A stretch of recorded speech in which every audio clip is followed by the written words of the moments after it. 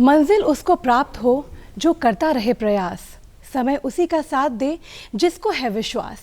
दर्शकों नमस्कार, बहुत बहुत स्वागत है आप सभी का आपके अपने पसंदीदा मॉर्निंग लाइव शो कार्यक्रम बिहार बिहान में। आपके साथ मैं हूं आपकी होस्ट प्रतिभा। जी हाँ, कहते हैं ना कि मंजिल उन्हीं को मिलती है जिसके अंदर वो जोश होता है, वो जुनून होता है, वो जज्बा होता है। जब तक आप जज्बे की आग में, जुनून की आग में खुद को नहीं तपाते हैं, तब तक आप अपनी मंजिल के करीब नहीं पहुंच पाते हैं। इसीलिए दिल में वो लौ जलाए रखनी बहुत ज़्यादा ज़रूरी होती है। बहुत ज़्यादा ज़रूरी होता है कि हम सफल होने के लिए अपने मंजिल की ओर अपने कदम बढ़ाएं और कहीं इधर उधर हमारा ध्यान का भटकाव नहीं हो। और अथक प्रयास, अथक परिश्रम के बाद जो हमें मंजिल मिलती है, हमारी जो सफलता हमें मिलती है, वो सफलता कई मायनों में बहुत बड़ी एक खुशी हमें अंतरात्मा से दे जाती है। हमें सफलता तब और ज़्यादा हमें भाती है, तब और ज़्यादा हम सफल होने के, अपने मंजिल के नज़दीक पहुंचने के करीब पहुंचते हैं जब हम कुछ ऐसे सुंदर शब्दों का, जब हम कुछ ऐसी सुंदर बातों का अपने जीवन में समावेश करते हैं, जब हम उन बातों को अपने जीवन का उसूल बनाते हैं और उन बातों पर ही चलते हैं। ये बात होते हैं हमारे बड़े बुजुर्गों के द्वारा कही गई बातें। ये बातें होती हैं उन महान विचारकों के द्वारा कही गई बातें जो हमारे जीवन को एक नई दिशा प्रदान करती है। और इस नई दिशा, आपके भी जीवन में ये नई दिशा आपको मिले, आप भी इस नई सुबह के साथ, इस प्यारी सी सुबह के साथ अपने जीवन में कुछ सकारात्मक करने की सोचे। इसीलिए हर रोज़ कार्यक्रम बिहार बिहान में हम आपको दिखाते हैं आज के दिन का सुविचार। तो चलिए नज़र डालते हैं क्या है आज का सुविचार। पूंजी अपने आप में बुरी नहीं है, उसके गलत उपयोग में ही बुराई है। किसी न किसी रूप में पूंजी की आवश्यकता हमेशा रहेगी। मैंने देखा है वो लोग भी जो ये कहते हैं कि सब कुछ पहले से तय है और हम उसे बदलने के लिए कुछ भी नहीं कर सकते, वे भी सड़क पार करने से पहले देखते हैं। और हमारे ख़ास मेहमान हमारे बीच जो मौजूद हैं, श्री ललन कुमार, आपको बताना चाहूँगी एक बार फिर से कि उप महाप्रबंधक हैं आप एलपीजी विभाग में और वर्तमान में मुजफ्फरपुर डिवीज़न में कार्यरत हैं। तो चलिए अपने मेहमान से, अपने अतिथि से एक बार फिर उनका स्वागत करते हुए बातचीत का जो सिलसिला है उसे शुरू करते हैं। सर, आपसे सबसे पहला सवाल मेरा ये होगा और ये जानना चाहूँगी कि HPCL आपके व्यक्तिगत जीवन में इस तरीके से रचा बसा है, आपने बहुत लंबा जो एक वक्त है वो इस ऑर्गेनाइजेशन को दिया है, इस विभाग को दिया है। आपसे जानना चाहूँगी कि जब भी हम कहीं बैनर पोस्टर पे या अखबारों में देखते हैं HPCL, या हम कहीं भी ऐसी जगह जहाँ HPCL के बारे में लिखा होता है, हिंदुस्तान पेट्रोलियम के बारे में लिखा होता है, तो उनका जो मोटो है यानी कि उनका जो लक्ष्य है उसमें लिखा होता है बहुत ही चंद शब्दों में, डिलीवरिंग हैप्पीनेस। आपसे जानना चाहूँगी और मेरा पहला सबसे दिलचस्प सवाल यही होगा आपसे कि HPCL आम लोगों के जीवन में खुशियाँ लाए, इसके लिए कैसे आप प्रयास करते हैं, क्या प्रयास होते हैं आपके? धन्यवाद, बहुत अच्छा प्रश्न किया आपने। पहले तो मैं ये बता दूं कि HPCL में हमने तकरीबन 24 साल 25 साल सर्विस का पीरियड हुआ हमारा। और ये जो आपने बात कही है डिलीवरिंग हैप्पीनेस, देखिए खुशी जैसे मैं एक व्यक्ति विशेष की बात पहले करता हूँ। निजी जीवन में भी एक व्यक्ति तभी खुशी होता है जब उसका परिवार, उसके चाहने वाले, उसके माता पिता या उसके सगे संबंधी, चाहे उनकी पत्नी हो या उनके बच्चे हों, खुश रहते हैं, तभी वो व्यक्ति खुश होता है। तो उसी तरह हमारे लिए HPCL जो कंपनी है, उसमें कंपनी तभी खुश होगी जब हमारे ग्राहक, हमारे जो कस्टमर हैं वो खुश हों। तो उसके लिए हमारा जो प्रॉमिस है हम वही डिलीवरी करते हैं, जो हम प्रॉमिस करते हैं वो डिलीवर करते हैं। तो हम उनको खुशियाँ देते हैं। तो जीवन में तभी अगर आगे कुछ करना है, अगर आप अपने ग्राहक को खुश रखना है, आपकी संस्था को आगे बढ़ाना है, तो आपके जो ग्राहक हैं वो खुश रहें और हम वो प्रॉमिस जो करते हैं वो खुशियाँ उनको देते हैं। बिल्कुल, बहुत अच्छी बात कही आपने। वाकई अपनी खुशी के बारे में तो हर कोई सोचता है, लेकिन ऐसी संस्था जो लोगों के सहूलियत का, लोगों की सुविधाओं का, लोगों के जीवन में खुशियाँ आए, ये सोच के साथ, इस मोटो के साथ आप आगे बढ़ते हैं और इस पे कार्य करते हैं। अच्छा, आपके व्यक्तिगत जीवन के विषय में अगर मैं जानना चाहूँ तो दर्शकों को बताना चाहूँगी कि हमारे आज के मेहमान जो हैं वो बेगूसराय ज़िले से ताल्लुक़ रखते हैं। और यहाँ पर आपसे मैं ये जानना चाहूँगी कि बचपन जो कि एक व्यक्ति के जीवन का सबसे ख़ास लम्हा होता है, बहुत सारे ऐसे लम्हे होते हैं जो बचपन से जुड़े आज के दौर में भी जब हम याद करते हैं अपने बचपन को तो हमें एक गुदगुदी सा दे जाता है।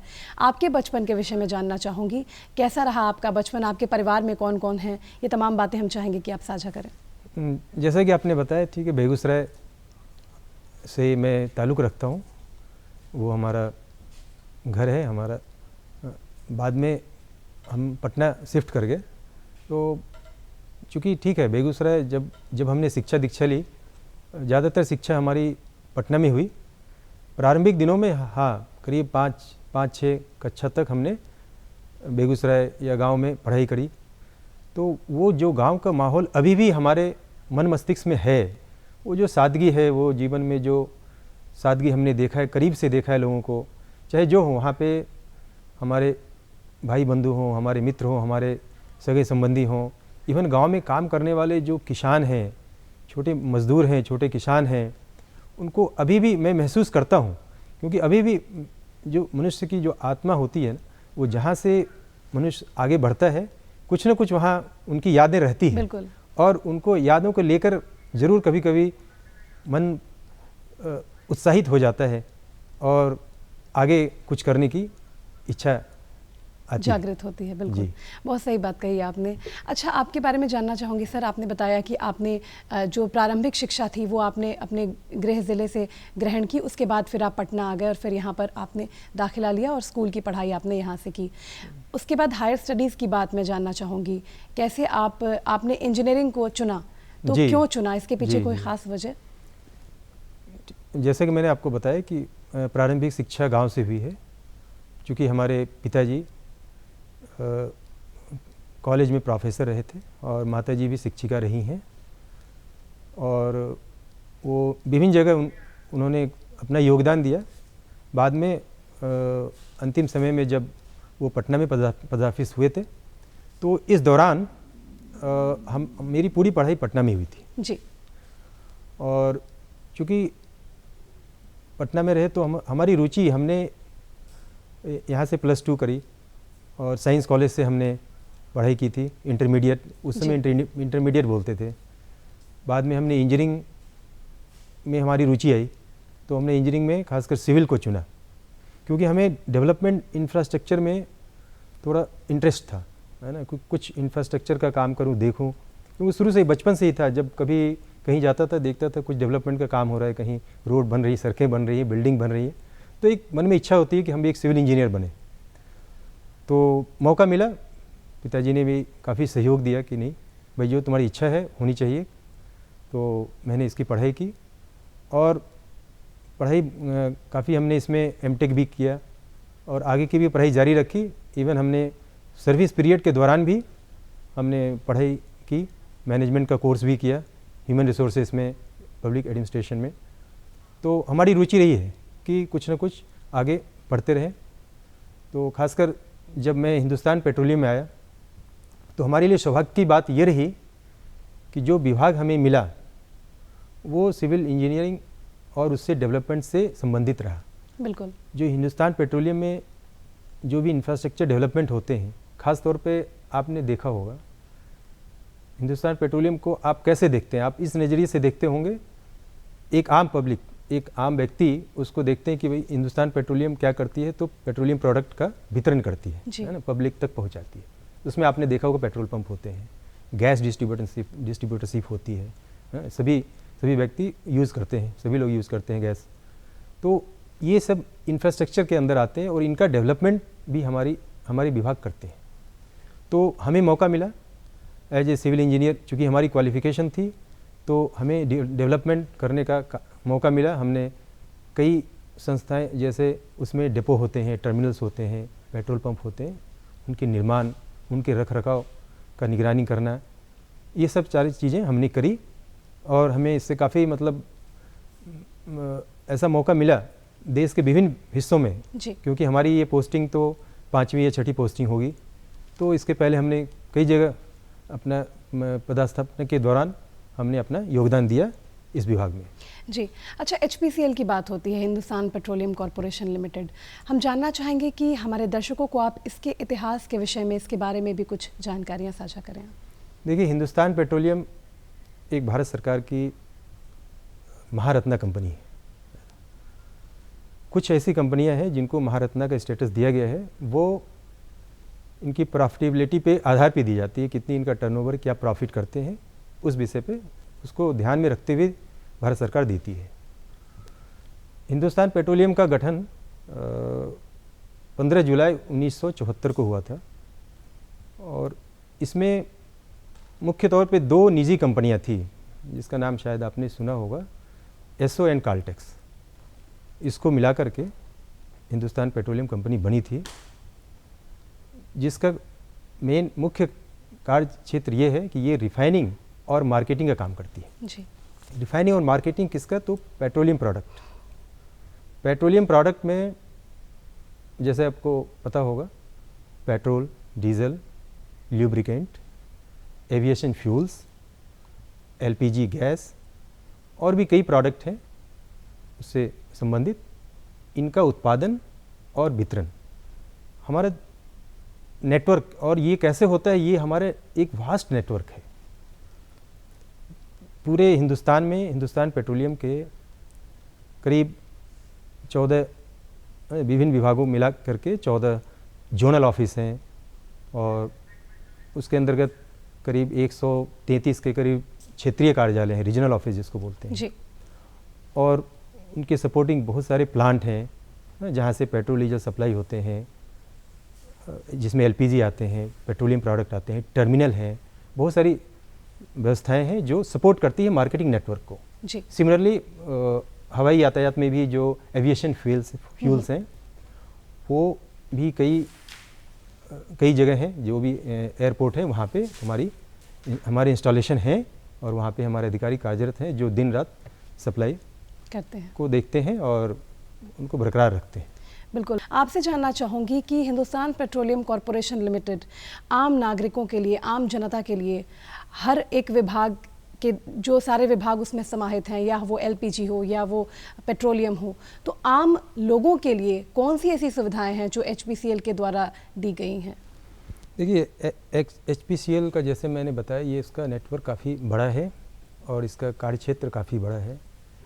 इसके जो प्रोडक्ट हैं, पेट्रोलियम प्रोडक्ट, ये सभी जो पेट्रोल, डीजल, एलपीजी, ल्यूब, ये सारे प्रोडक्ट हैं और ये सारे सर्विस हम कस्टमर के लिए विभिन्न क्षेत्रों में, जैसे कि मैं आपको अगर बताना चाहूँगा, एविएशन फ्यूल्स हैं तो हवाई यात्रा में, पेट्रोल डीजल जैसा आप जानते ही हैं हर एक के जीवन में उपयोगी है, और एलपीजी तो घर घर में ज़रूरी है।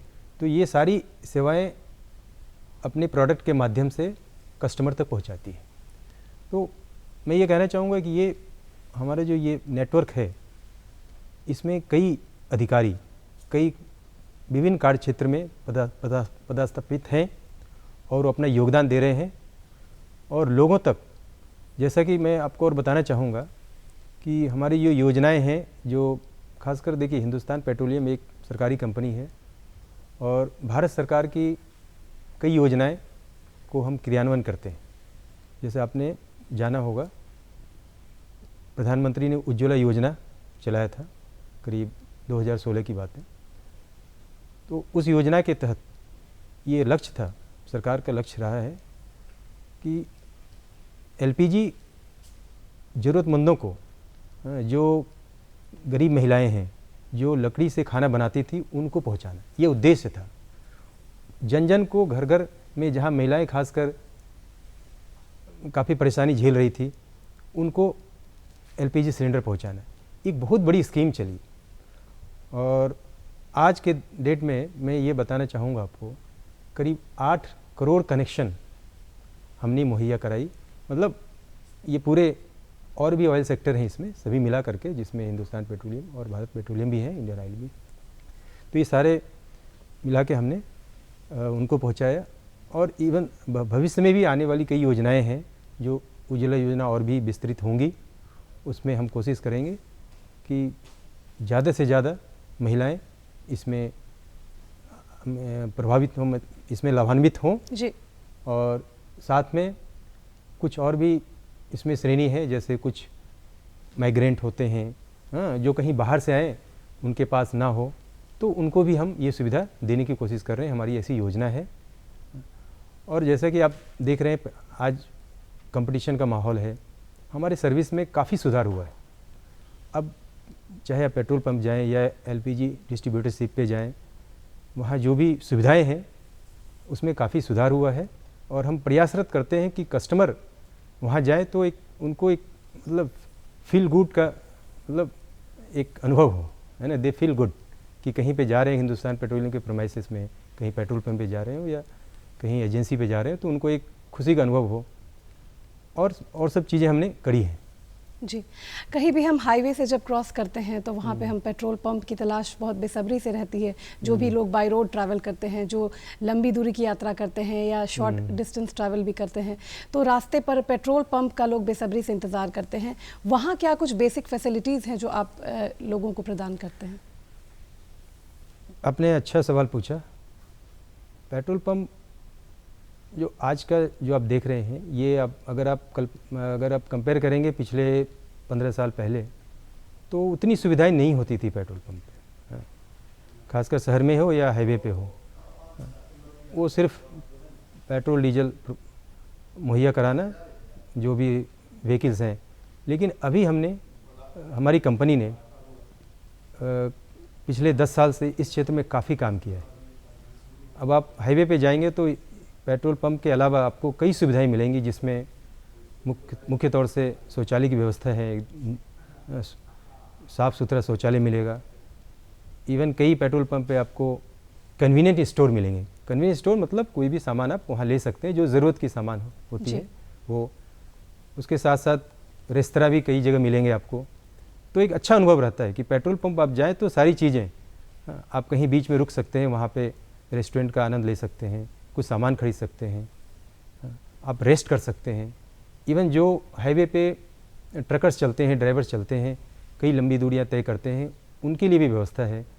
ऐसे हाईवे में ऐसे हमारे फॉर्मेट बने हुए हैं जो खासकर ड्राइवर्स के लिए या आम कस्टमर, आम पब्लिक जो ट्रैवलर्स हैं, उनको ध्यान में रखते हुए कई सारी सुविधाएं हमने कराई है, हमारी कंपनी ने कराई है पिछले 10-15 साल से। जी अच्छा sir, Hindustan petroleum corporation limited की अगर हम बात करें तो आपका जो मोटो है, जो आपका लक्ष्य है एक कि डिलीवरिंग हैप्पीनेस, लोगों के जीवन में खुशी लेकर आना, उनके जीवन में खुशहाली लेकर आना, तो आपने बताया कि इस तरीके से आप लोगों की मदद करते हैं, सहायता करते हैं, जैसे उनके जीवन को सरल बनाना। अगर हम उनके जगह जगह पे हमारे अगर शॉर्ट डिस्टेंस पे पेट्रोल पंप्स हैं तो आप उनकी यात्रा को सुगम करते हैं, यात्रा को आसान करते हैं, सुखद बनाते हैं। साथ ही साथ पेट्रोल पंप पे जो सुविधाएं उनके लिए मौजूद हैं उससे भी वो लाभान्वित हो सकते हैं।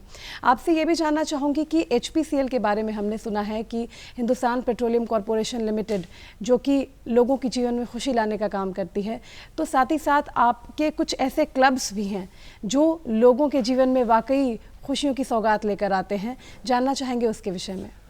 हाँ जी हाँ, आपने इस बात की चर्चा की। HPCL में अधिकारी के वाइफ के द्वारा एक चलाया गया एक संस्था है जिसको HP शक्ति क्लब बोलते हैं, है ना, HP संपर्क शक्ति क्लब। वो विभिन्न जोनल कार्यालय में स्थित हैं, वहाँ से संचालित होती हैं। और इनमें जो भी अधिकारी हैं, ऑल ओवर इंडिया HPCL के अधिकारी हैं, उनकी पत्नी, उनकी वाइफ इनको संचालित करती हैं। और इसमें कई तरह से लोगों को मदद किया जाता है, खासकर स्कूलों में जाके बच्चों को। और ये जो कोविड का पीरियड था उसमें कई जगह वो संस्था ने मास्क, सैनिटाइज़र, खाने की व्यवस्था करी। तो ये काफ़ी काम कर रही है इस क्षेत्र में HP शक्ति क्लब, और काफ़ी समय से सक्रिय है और इसका लोगों को काफ़ी लाभ मिला है। और एक तरह से जो महिलाएं हैं, जो अधिकारी की महिलाएं हैं, उनको भी एक एंगेजमेंट हो जाते हैं जी, और लोगों को लाभ भी होता है, खासकर जो गरीब क्षेत्र के लोग हैं, जो ज़रूरतमंद हैं, उनको लाभ पहुंचाना। और कई सारे इवन हॉस्पिटल में जा कर के भी उन्होंने मदद की है। तो काफ़ी सराहनीय काम हुआ है और आगे मैं उम्मीद करता हूँ कि ये काफ़ी करेंगे, मदद पहुँचाएंगे लोगों को। जी, HPCL के द्वारा जो प्रदत्त सुविधाएं हैं लोगों के लिए, आम नागरिकों के लिए, वो क्या कुछ सुविधाएं हैं, इसके विषय में आप कुछ जिक्र कर रहे थे। हम चाहेंगे कि इसी विषय पर हम आगे बातचीत करें। देखिए मैडम, HPCL एक एनर्जी कंपनी है और भारत के अर्थव्यवस्था में इसका काफ़ी बड़ा योगदान है। जैसे आप ये समझ सकते हैं कि एक लाइफ लाइन है, भारत की अर्थव्यवस्था की एक जीवन रेखा है, लाइफ लाइन जिसको समझ सकते हैं। आप कल्पना नहीं कर सकते अगर पेट्रोल डीजल गैस ना हो तो कैसे हमारी इकोनॉमी चलेगी, लोग कैसे चलेंगे, व्यवस्था कैसे चलेंगी। तो उस क्रम में पेट्रोल डीजल तो कॉमन ये मुहैया तो कराती ही है, साथ साथ में जो LPG है, खासकर LPG क्षेत्र में देखेंगे तो काफ़ी सुधार हुआ है। विगत मेरा ही अनुभव है, आप पिछले 20 साल पहले की बात करें या 15-20 साल पहले की बात करेंगे तो LPG घर तक पहुंचाना एक कठिन काम था, क्योंकि सप्लाई कम थी, लोगों का डिमांड ज़्यादा था। तो मुझे भी याद है जब मैं भी बचपन में था, कॉलेज में पढ़ा करता था, तो ख़त्म हो जाते थे सिलेंडर घर पे तो कहीं जगह जा कर के लेना पड़ता था, खुद जा कर के लेना पड़ता था। तो अभी ये सिचुएशन नहीं है और हमारी कंपनी ने इतने बड़े नेटवर्क के ज़रिए इतने सारे डिस्ट्रीब्यूटर बनाए हैं जिसके ज़रिए आपको घर पे सिलेंडर पहुंचाया जाता है। ये व्यवस्था घर पे की जाती है। और पहले लोग बुकिंग करने जाते थे, एजेंसी के पास बुकिंग करने जाते थे, लंबे लाइन लगते थे, कई दिनों के बाद सिलेंडर मिलता था। लेकिन अभी हमारा एक कमिटमेंट है, कोई भी ग्राहक को, कस्टमर को, जो हमारे कस्टमर हैं उनको 2 दिन के अंदर गैस सिलेंडर मुहैया कराई जाए। इवन और उसके साथ साथ अब ऑनलाइन व्यवस्था हो गई है जिसमें आप घर बैठे ऐप के ज़रिए, कई सारे ऐप हैं, कई सारे वेबसाइट हैं, ऐप हैं, उसके ज़रिए आप बुकिंग कर सकते हैं, पेमेंट कर सकते हैं, आपके घर पे सिलेंडर आ सकती है। अगर डिले है तो उसके आप कंप्लेन कर सकते हैं उस माध्यम से। तो अब सारी सुविधाएं हो गई। अब वो समय नहीं रहा जो हमने पहले महसूस किया और कंपनी ने भी इस पे काफ़ी काम किया।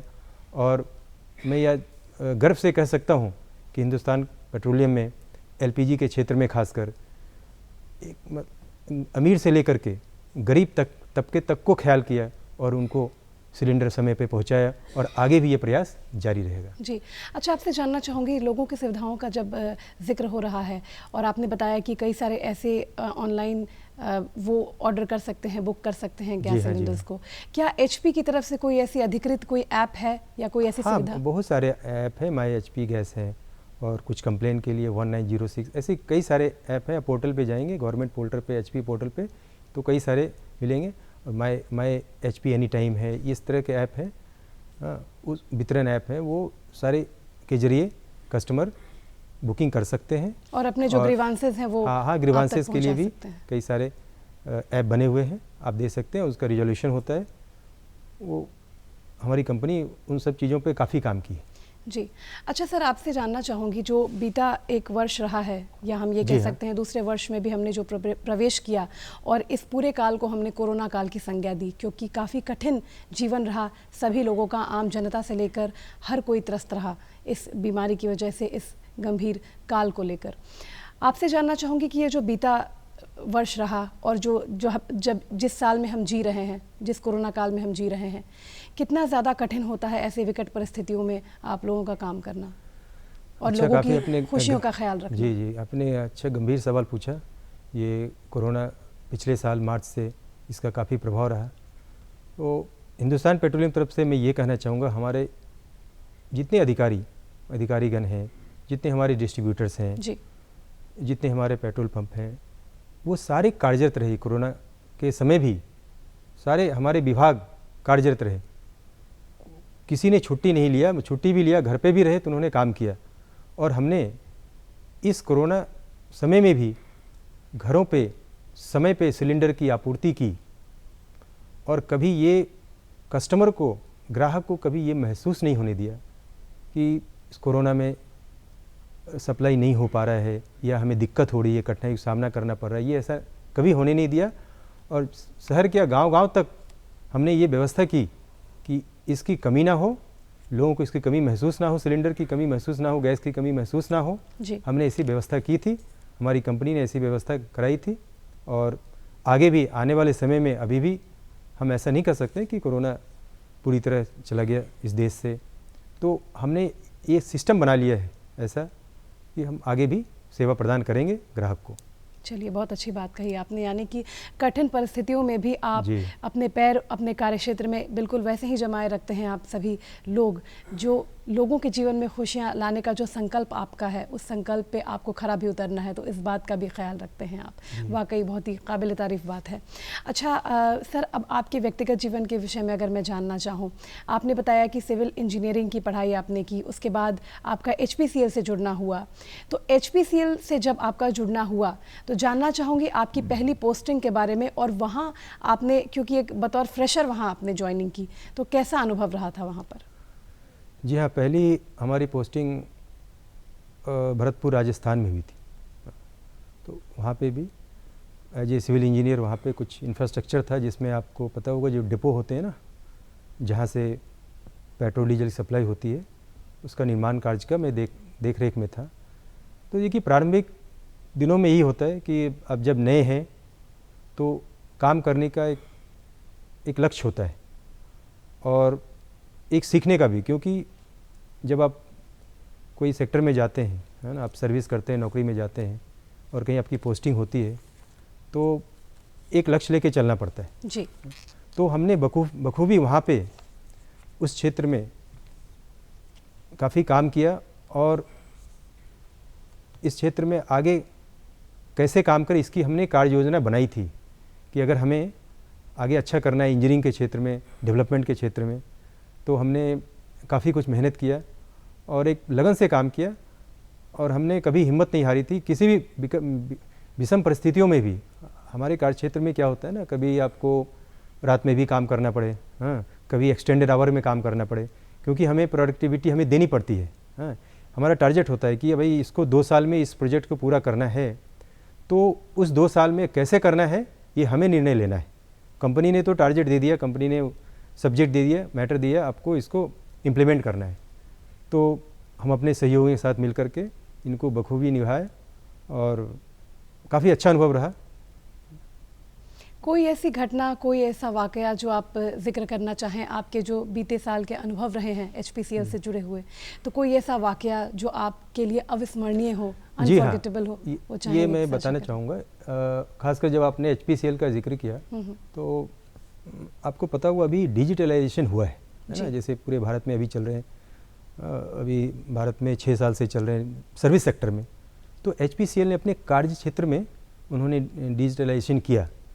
ये वो 2004 की बात मैं बताऊंगा, जब वो सिस्टम हुआ ऑनलाइन, सारी चीज़ ऑनलाइन हुए, हमारे जो भी कार्य करने की पद्धति थी उसको ऑनलाइन किया गया।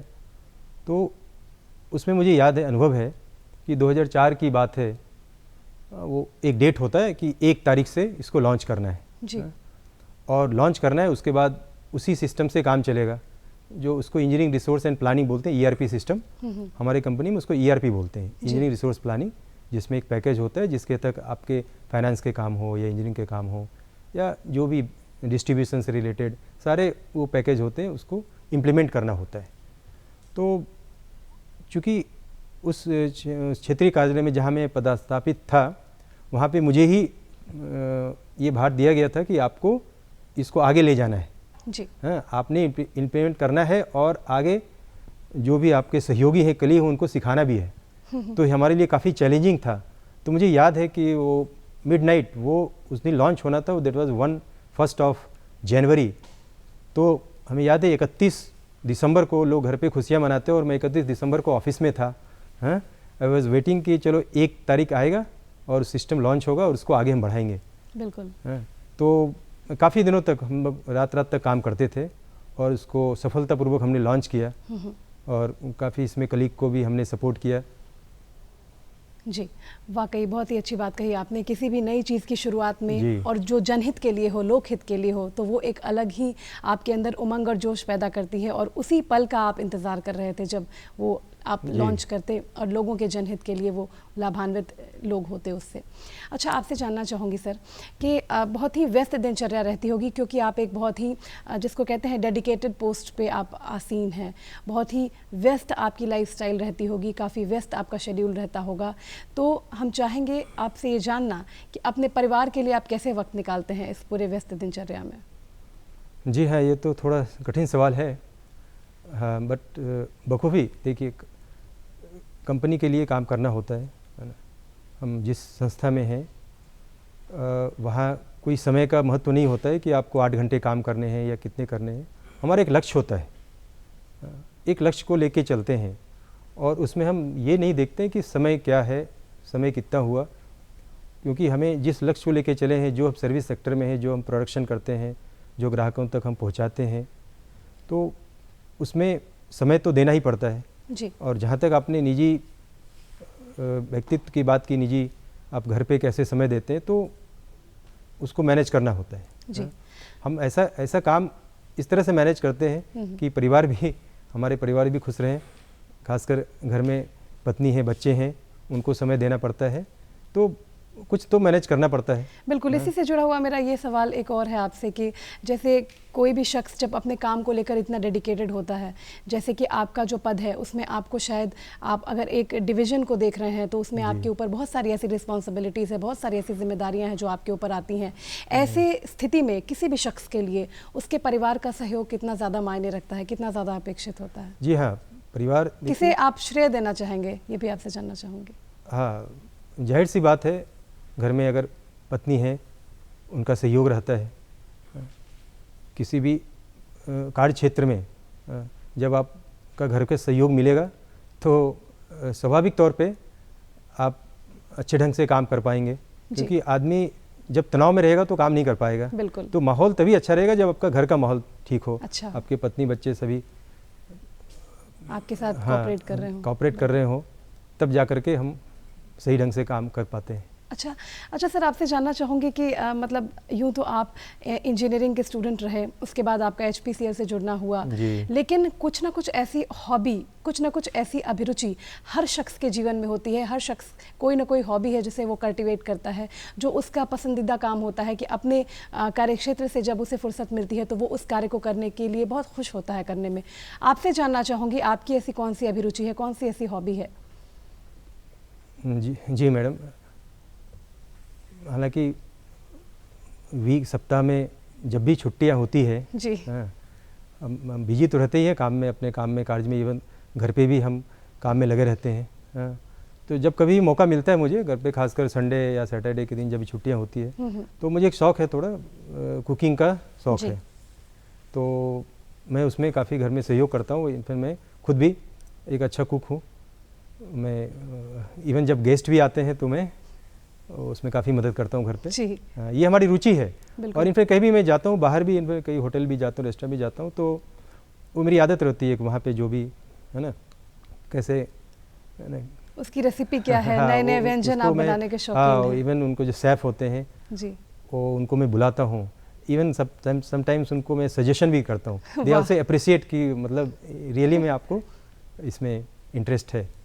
क्या बात है, वाकई ये साबित करता है कि आपको कुकिंग में कितना इंटरेस्ट है।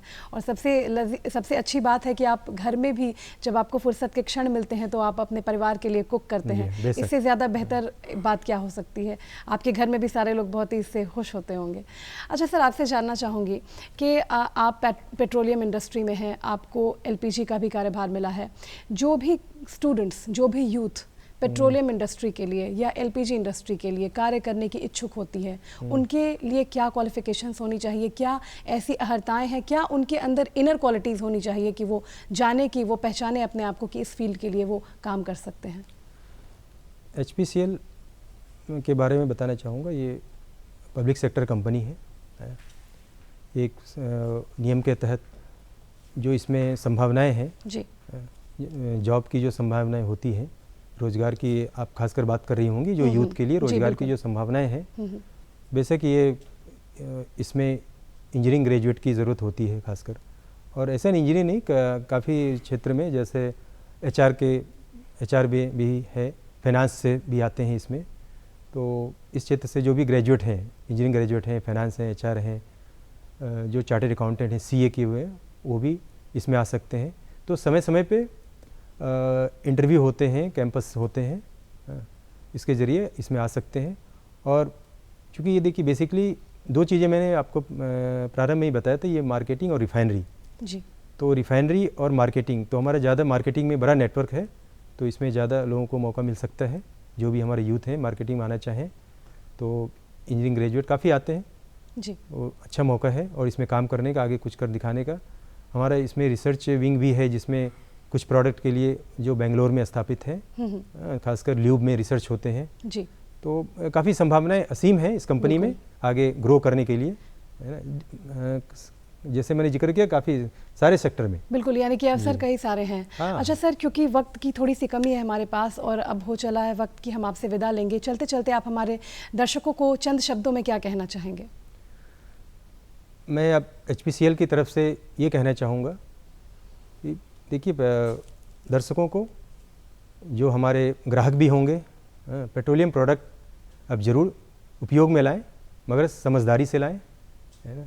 एनर्जी को कंजर्व करें, ये हमारा मोटो है, हमारी सरकार का मोटो है, save energy save fuel. But आप जीवन में अगर आगे सफलता करनी है तो एक लक्ष्य लेके भी चलना है। ये हमारी तरफ से ग्राहकों को एक संदेश होगा इस समय। चलिए सर, आप हमारे कार्यक्रम में आए और आपने इतनी सारी रोचक और विशेष जानकारियां हमसे साझा की, इसका बहुत बहुत शुक्रिया करना चाहेंगे। बहुत बहुत शुक्रिया हमारे कार्यक्रम में आपका आने का। जी बहुत बहुत धन्यवाद। दूरदर्शन इतनी प्रतिष्ठित संस्था और इसने हमें मौका दिया है, इसके लिए मैं काफ़ी खुश हूँ और मैं शुक्रिया अदा करूँगा इस दूरदर्शन को, मीडिया को, जिसने हमें मौका दिया। धन्यवाद। बहुत बहुत शुक्रिया। तो दर्शकों, ये थे हमारे आज के विशेष मेहमान। आपको बताना चाहूँगी एक बार फिर से, हम बात कर रहे थे श्री ललन कुमार से। आप उप महाप्रबंधक थे, LPG विभाग में आप मुजफ्फरपुर डिवीज़न में कार्यरत हैं। तो हमारे आज के मेहमान से हमारी बातचीत आपको कैसी लगी, इसके बारे में आपसे जानना चाहेंगे और इसके लिए आपको नोट करना होगा हमारा पता। तो फटाफट उठाइए कॉपी और कलम और नोट कर लीजिए हमारा पता। हमारा पता है कार्यक्रम बिहार बिहान, निदेशक DD बिहार, दूरदर्शन केंद्र पटना, फ्रेजर रोड पटना 800001। हमारा ईमेल एड्रेस है director DD के patna@gmail.com।